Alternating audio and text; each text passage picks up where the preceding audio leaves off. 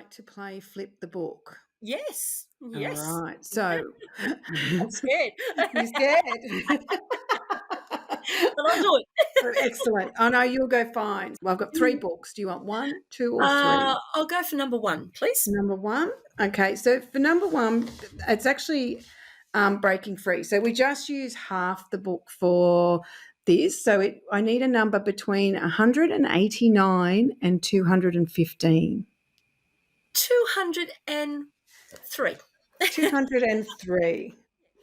Excellent. Okay, so we have one, two, three, four, five paragraphs. So would you like to pick a paragraph? Number 4.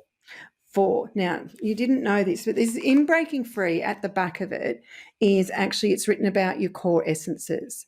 So from the stuff that I've wrote about is when I look at your soul, because I'm a soul reader, when I look at your soul, there's energies that are we've all got them, we've all got kindness and all that kind of thing, but there's some energies that are stronger or more important to that particular soul. So yours actually has come up with integrity. Oh, wow. Oh, I Yeah. love that. Oh, So that's a strong core essence within you. And it says here, integrity creates wholeness within your soul, oh, facilitating the bravery required to unshackle the chains of oppression that caused you to be part of the inequality within life. oh, It also creates the aspiration to operate from fair mindedness and objectively observe with the willingness to be accountable for your own actions, beliefs, and words you speak. oh, wow. We touched on that before, didn't we? We Wow, did. about accountability and that's amazing. Love that. Oh, so good. And so, Yes. and so integrity would it be extremely important to you? Absolutely, absolutely. And I don't mean to I don't mean to be judgmental, but it's factual. In this business it's very hard because there's there's no policing in our business. So unfortunately there can be a lot of fraudulence and all that sort of thing. So integrity is vital in this business, to do the right thing by people. So Yeah, it's lovely. I think it's important that if you are going to see a psychic or a psychic medium or anything like that, is that you feel that integrity in them, yes. because otherwise, it is an industry that does have, and sometimes the people I was going to say it does have a lot of fraudsters in it, but Yeah. you also have some people that it's not that they're frauds; they're believing their own stuff, but Yeah. it's not a clear read.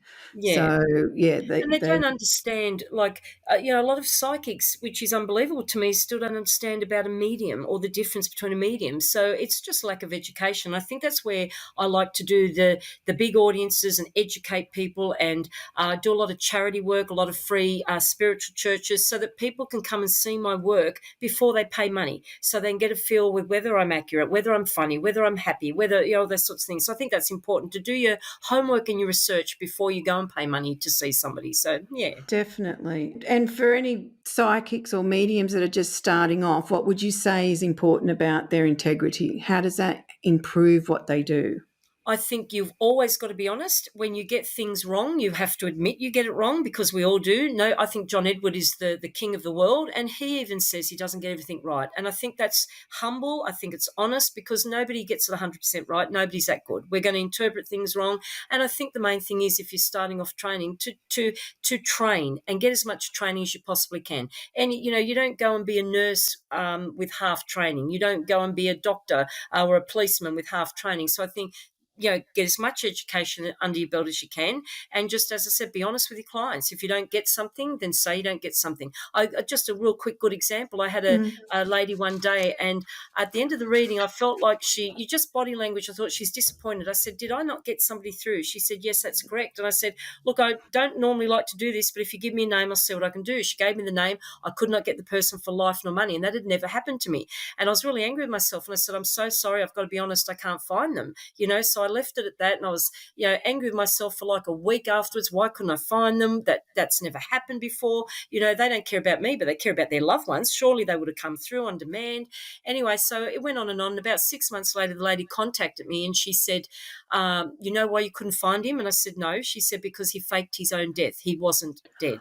And I Oh, went, wow. wow. So my daughter said, well, if that is an integrity, mum, she said, you could have said, oh, yes, he's fine and he's over in spirit and he loves you. But I didn't, because I couldn't find him. And I couldn't find him because hadn't actually passed. So I thought that was a good lesson about staying true to information. Didn't make me look good. And on the day, I'm sure they probably thought, oh, she's not very good. She didn't find him. But then as it turned out, it was all the right information. So, yeah. Oh, that's brilliant. Oh, well, I love that you operate from integrity, to be Yeah, honest. you have to. Yeah. Yeah.